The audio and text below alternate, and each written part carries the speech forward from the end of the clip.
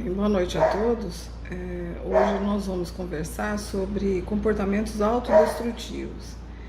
E é claro que, pensando nesses comportamentos autodestrutivos relacionados ao espiritismo. Essa conversa nossa, eu me baseei principalmente na fala de uma psicóloga chamada Reivili Melo, assistindo um programa chamado Consultório de Família no YouTube. Então, esse programa ele foi apresentado inicialmente, né, dia 11 de abril de 2018 e tem assim informações muito interessantes, sabe? Então eu me baseei nessas informações para elaborar essa conversa que a gente vai ter agora, né? E essa psicóloga, a Reivili, ela fala principalmente baseada na psicanálise. Então ela fala que pela psicanálise nós desconhecemos um outro eu que existe em nós. Então isso significa que nós temos essa consciência, né, da nossa realidade, daquilo que a gente gosta, daquilo que a gente não gosta de fazer, mas paralelo a isso nós temos também um outro eu, existe como se fosse uma área, mas sem delimitações dentro de nós, que faz parte do nosso psicológico, mas que nós não temos consciência dela, né, dessa área. Por isso que ela fala que nós desconhecemos um outro eu que existe em nós, né? Isso que a psicanálise diz. E aí, os comportamentos autodestrutivos, eles estão vinculados justamente a esse outro eu que nós desconhecemos, né? E o que é interessante é que esses comportamentos autodestrutivos, eles não são necessariamente esses comportamentos que têm um prejuízo contra a própria pessoa, né? Tipo suicídio, automutilação, não necessariamente esses comportamentos tão graves, mas também outros comportamentos como compulsão por comer em excesso, ingestão de droga, uso, né, abusivo de droga, de bebida alcoólica e tudo mais, né? Então tudo isso tá ligado a comportamentos autodestrutivos. E pela psicanálise, ela afirma que nós precisamos entender que esses comportamentos autodestrutivos, aparentemente autodestrutivos, e aí a gente vai entender por que aparentemente autodestrutivos, eles são uma forma disfarçada de lidar com as ansiedades que a gente sente, sentimentos de culpa, sentimentos de inferioridade e também medo de rejeição. Então, esses sentimentos, eles causam uma tensão, causam um mal-estar, e aí para a pessoa sentir um alívio, para a pessoa relaxar dessa tensão, ela então pode emitir esses comportamentos autodestrutivos. Mas a origem dessa tensão, ela está justamente nessa área que é inconsciente, né? Então a origem, né, o que motiva o comportamento autodestrutivo, ele é inconsciente, né? Isso que é bastante complicado. Então a gente pode entender que os comportamentos autodestrutivos, eles são tentativas mal sucedidas de lidar com traumas, conflitos psicológicos ou problemas psicológicos. Então, na nossa vida, nessa encarnação, a gente tem uma história de vida que passa por diversas dificuldades. E nem toda essa vivência ela é vivida com tranquilidade. Então, muitas vezes, a gente passa por traumas mesmo, a gente passa por vivência de sentimentos muito ruins de sentir, e que para a gente conseguir lidar com eles, a gente manda esses sentimentos para uma área do esquecimento. Para não lembrar e para não sofrer, a gente torna esse sentimento, toda essa situação inconsciente. Mas o fato de ser inconsciente não significa que ela não existe, que não existe mais. Então, esses sentimentos, a lembrança da vivência desses sentimentos está lá escondida. Então, ela continua fazendo pressão, porque não é porque esqueceu é que deixou de existir. Ela está ali, né, e fazendo pressão. É isso que causa a tensão, é isso que causa o mal-estar. E muitas vezes a pessoa, ela se vale, né, de comportamentos autodestrutivos para poder amenizar, para poder diminuir essa tensão, esse mal-estar que ela sente, que não sabe de onde, não sabe o que está acontecendo, que ela está sentindo isso, né? E aí, justamente, né, esses problemas que não sabemos a origem, porque eles se tornaram inconscientes, né? E o que acontece? Nós pensamos que estamos apenas satisfazendo uma necessidade básica de trazer o bem-estar, de trazer prazer, né? Então, você sente um mal-estar, qualquer um de nós, né, pode sentir um mal-estar, e aí, dependendo da escolha, né, da pessoa, ela pode beber para poder se divertir, se distrair. Ela pode fumar para se distrair. Ela pode comer para ter prazer. E ela pode usar drogas, por exemplo, para se sentir bem, né?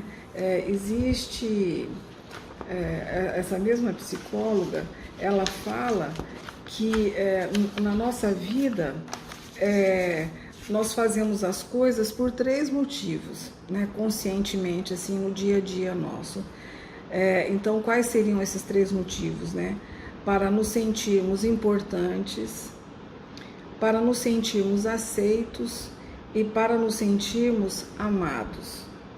Então, dependendo da estrutura, a gente vai ver isso daqui um pouquinho, dependendo da estrutura psicológica dessa pessoa, né, que está vivendo todas essas situações problemáticas, vamos dizer assim, para se sentir importante, aceito e amado, e se isso não é correspondido,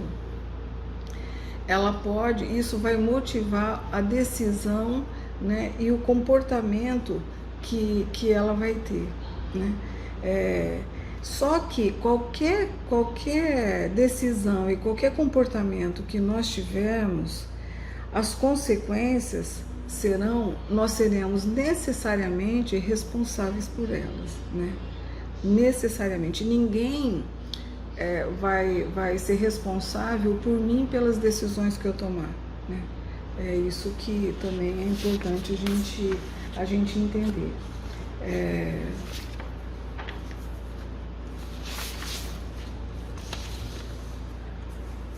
E aí, nessas decisões, né, que a gente toma de beber para se distrair, para se divertir, fumar para se distrair, comer para poder ter prazer e diminuir aquela ansiedade, né, nós nos desculpamos porque os comportamentos destrutivos nos trazem prazer. Esses comportamentos nos trazem alívio, nos trazem relaxamento, né, dessa tensão e traz bem-estar.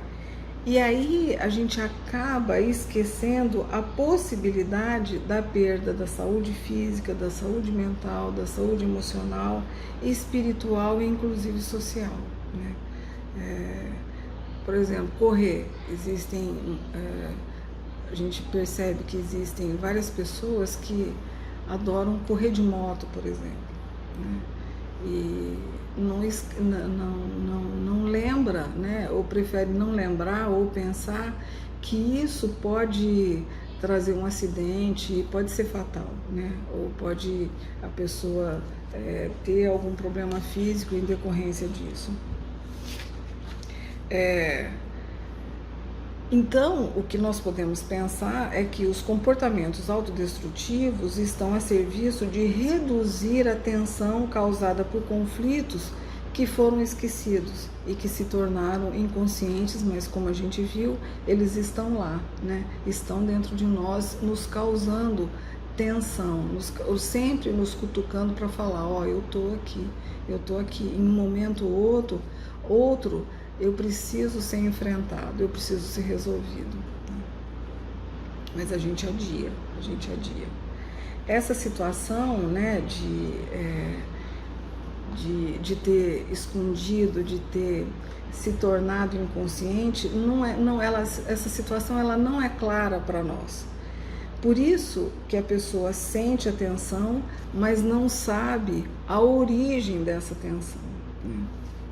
Então, a pessoa busca nos comportamentos autodestrutivos uma forma de lidar com essa tensão, muitas vezes com esse incômodo emocional que é provocado, né? Então, o que a gente pode pensar é que nós somos vítimas de nós mesmos, visto que a permanência das tensões depende de como que nós decodificamos as nossas experiências de vida, né? Então, a maneira como a gente vê a vivência, como a gente lida com as vivências que nós tivemos, ela é o que vai determinar a permanência dessas tensões ou não, né? E aí a maneira de decodificar essas situações de vida depende da subjetividade de cada um. O que a gente entende por subjetividade é como cada pessoa cria a própria realidade mental. Como que cada um de nós criamos o nosso interior, a nossa forma de ser, de pensar, de sentir e de agir, né? Então, essa subjetividade é como cada um de nós vê as coisas da vida, como cada um de nós avalia as várias situações do nosso dia a dia, da nossa vida. Então, por exemplo, se duas pessoas estivermos na mesma situação, vivendo a mesma situação, cada uma vai olhar para a mesma situação e pode avaliar de maneira completamente diferente. É a subjetividade de cada um, né? A subjetividade ela é singular, ela é própria de cada pessoa, né?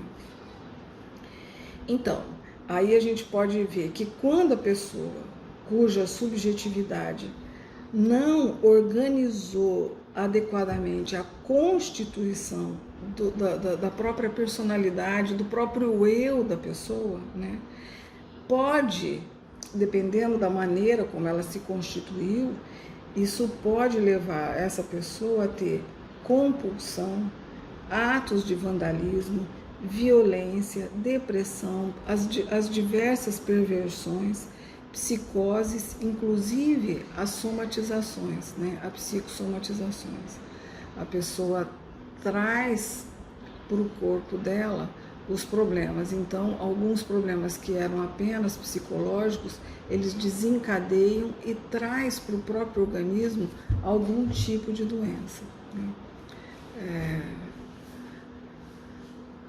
Gastrite nervosa, por exemplo. A pessoa pode não saber a origem mas a origem é um problema emocional que a pessoa não sabe lidar, então traz para o próprio organismo, né? Em outras palavras, a gente pode dizer que as pessoas com um aparelho psicológico, com essa estrutura psicológica imatura, né, com esse aparelho imaturo, terão a tendência de esquecer as vivências emocionais dolorosas e se entregar aos comportamentos autodestrutivos. Então, se eu não tenho uma estrutura firme, psicológica, madura para isso, né, para lidar com esses traumas, com esses conflitos, com esses problemas emocionais que foi tendo durante a vida e que se tornaram inconscientes, se ela não tem, então,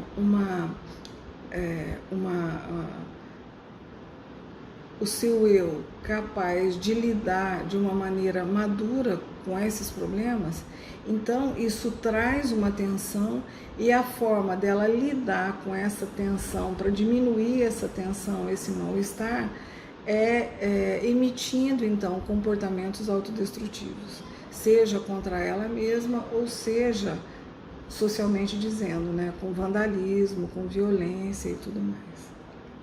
Então a gente pode dizer que as pessoas que têm comportamentos autodestrutivos, na verdade, ela é uma pessoa frágil emocionalmente, frágil psicologicamente dizendo. Em contrapartida, aquelas pessoas que têm, né, um aparelho psicológico amadurecido terão mais condições de lidar com essas situações internas conflitantes que todos nós temos, né? Todos nós temos. Bom, então, com isso a gente pode dizer que construímos o nosso caminho rumo à evolução espiritual, né?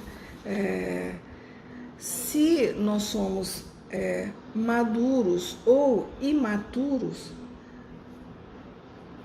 com todas essas, com tudo aquilo que a gente fez durante a nossa história de vida, com essa organização psicológica, com o nosso jeito de ser, de sentir, de pensar e de agir, nós marcamos durante toda a nossa vida, com as nossas decisões e com o nosso jeito de ser e com os nossos comportamentos, os nossos relacionamentos, né? Nós marcamos o nosso perispírito. E então, renascer, né? Nascer de novo, reencarnar é um recomeço, é um recomeço. Só que nós recomeçamos a partir de um alicerce espiritual, como a gente viu, que pode ser sólido ou frágil, que construímos em vidas passadas e na erraticidade. Então, olha só, quando a gente renasce, nós já tivemos outras vidas. Que nós temos, então, um inconsciente atual dessa encarnação que a gente vai lidando, né, e tornando inconsciente, porque é muito dolorido para nós. E junto desse inconsciente que nós temos dessa reencarnação atual, nós temos também todo um inconsciente que a gente esqueceu, mas que está marcado no nosso perispírito, né? E que isso tudo, eles vão se juntando e vão dando a possibilidade de agirmos agora de uma maneira adequada socialmente, segundo as nossas possibilidades, né? Ou nós podemos agir de uma maneira que traga prejuízo, seja para nós ou seja para as outras pessoas, inclusive socialmente dizendo, para o próprio meio ambiente nosso, né? Então, quanto mais uma pessoa fragilizada emocionalmente, nesse sentido que a gente está dizendo, mais ligada à materialidade, mais ligada às coisas materiais. Então, uma pessoa extremamente apegada à matéria é porque ela precisa disso para poder se sentir importante, se sentir aceita e se sentir amada, né? Então, ela usa de artifícios materiais para poder se garantir na vida social e na vida particular, na vida com ela mesma.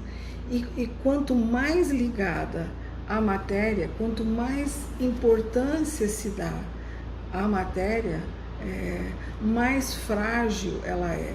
Uma pessoa extremamente apegada à materialidade, mais difícil de se desligar das coisas, mais frágil essa pessoa é. Então, o que a gente pode pensar é em como ajudar uma pessoa assim, né? Na verdade, é preciso muita paciência e muito amor para lidar com essas pessoas, e, inclusive tomando cuidado para que ela não arraste a gente para uma situação, não envolva a gente em situações mais conflitantes ainda, né?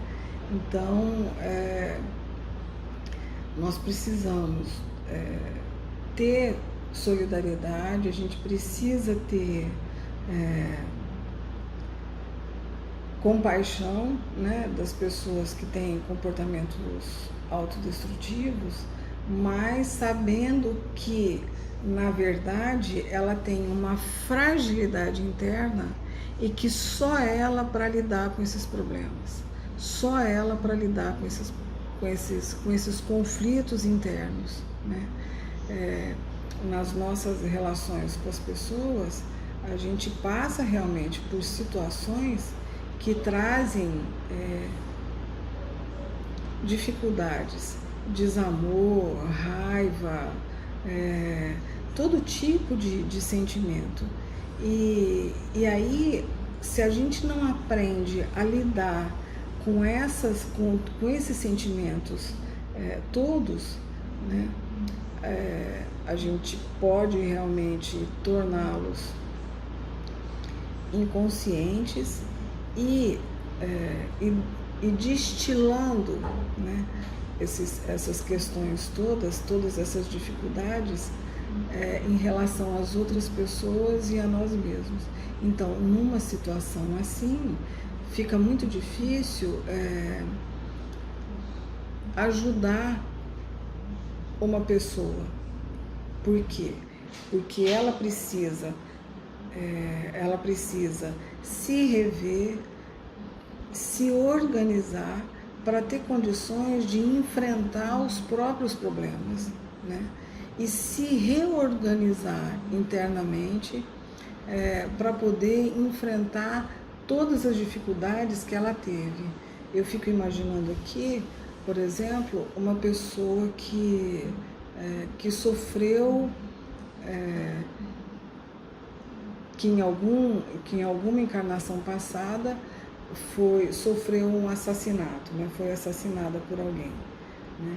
Isso, ela traz um medo ela guarda no próprio perispírito dela a raiva por ter deixado essa vida, o medo e vários outros componentes emocionais que, por fazerem parte desse perispírito, quando ela nasce, isso vai aparecer de alguma forma. E se ela tiver alguma família, pai ou mãe, que ela não possa confiar, vamos imaginar uma situação em que sofre rejeição. Então, essas duas condições se somam, né? E aí a pessoa pode, por tensão emocional mesmo, e não querer passar por esse sofrimento novamente, reviver esse sofrimento, ela prefere tomar, ter esses comportamentos autodestrutivos, né, do que reviver e resolver. Ela adia resolver isso. Então, nesse sentido, a gente tem que tomar bastante cuidado, né? Tem que muitas vezes é necessário a gente deixar uma pessoa arcar com as consequências dos próprios atos e deixar que a vida ensine essa pessoa a ser mais forte no sentido de se organizar para poder depois se enfrentar, né? Enfrentar os problemas que teve, né? E arcar com as consequências das decisões que tomou. Eu me lembro uma passagem de um livro do André Luiz, em que ele e o mentor, né, no momento eles estavam, eu acho que foi o Nosso Lar, se não me engano, mas eu não tenho certeza, que no portão do Nosso Lar, né, chega uma senhora, o espírito, né, de uma senhora, e que com muito sofrimento e pedindo socorro, e falando que não estava aguentando mais, rarará. E aí o mentor, nesse momento, pede para o André Luiz olhar ao redor dessa senhora. Então ele, com mais atenção, observa, e era uma pessoa que, enquanto encarnada, tinha provocado vários abortos, né? Era uma pessoa que estava falando de um sofrimento que naquele momento não tinha arrependimento nenhum. Então o mentor fala para o André Luiz que era preciso que essa pessoa lidasse um pouco mais com os próprios problemas, que realmente reavaliasse os próprios comportamentos para depois conseguir renovar e ter uma vida diferente.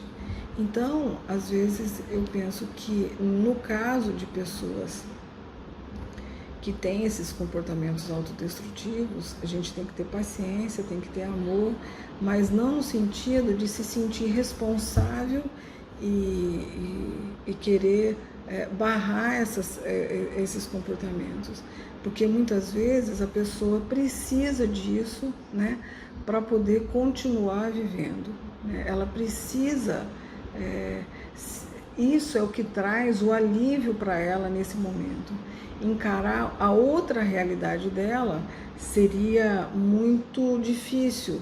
É a mesma coisa que você tirar a muleta de uma pessoa que ainda não é capaz de andar sem ela. Então o tombo é uma certeza, né? Nesse sentido,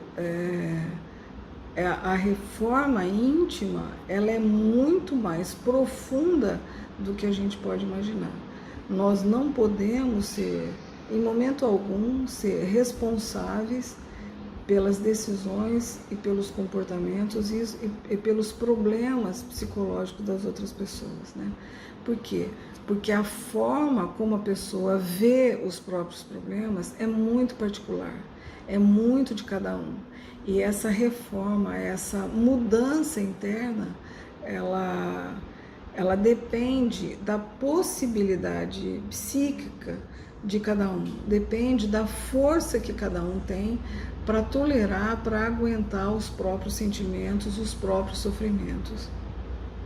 Então, muitas vezes uma pessoa tem um comportamento autodestrutivo porque ela não aguenta suportar, ela não suporta o sofrimento, né?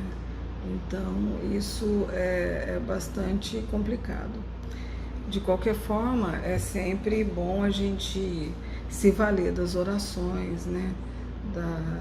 Das vibrações e as reflexões que a gente faz a respeito dos nossos comportamentos e o que a gente pensa e deseja para nós e para as outras pessoas, né? Mas é isso. É um tema bastante dolorido, é um tema bastante pesado, mas que infelizmente todos nós temos isso, uns em maior ou em menor grau, mas todos nós, seres humanos, temos essa dificuldade de lidar com a dor, né? Não só a dor física, mas a dor emocional, nem sempre a gente suporta, e aí para poder lidar com isso a gente prefere esquecer, e para lidar com essas tensões que esses problemas esquecidos provocam, a gente se vale então desses comportamentos autodestrutivos, de comer em excesso, de beber em excesso, de correr velocidade, né, em excesso, e isso pode trazer males maiores. Mas enfim, isso faz parte da vida, e nós temos aí o Espiritismo para nos ajudar a lidar com isso tudo, né? Então era isso que eu tinha para dizer hoje. Muito obrigada a todos e tenham uma boa noite.